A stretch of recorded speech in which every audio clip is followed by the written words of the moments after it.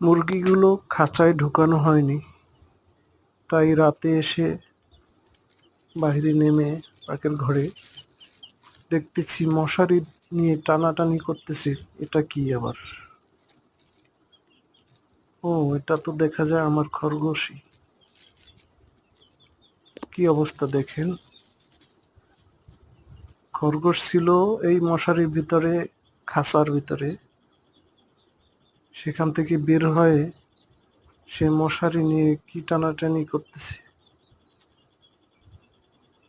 ও কি ঢোকার চেষ্টা করতেছে না মশারি কাটতেছে? ইতিপূর্বে মশারি কেটে কেটে কি করছে মশারির হাল।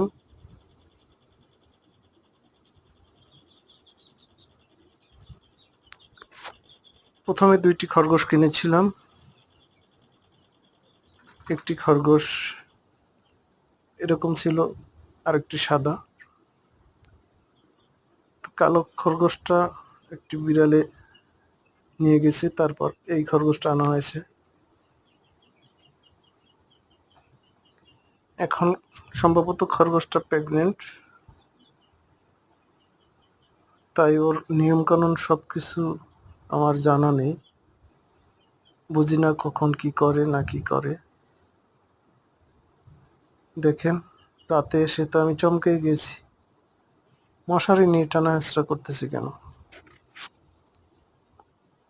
তারপর ওকে খাঁচায় ঢুকিয়ে দিই। প্রতিদিন এভাবে খাঁচায় রেখে মশারি টানিয়ে দিই, যাতে করে মশায় না কামড়ায়। খাঁচায় দেওয়ার পরে একদম শান্তভাবে শুয়ে পড়ছে।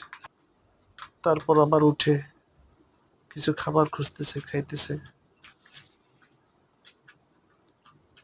মূলত নেমেছিলাম, মুরগি ঢুকানো হয়নি, তাই সকালবেলা উঠে দেখি আবার বের হয়ে রয়েছে।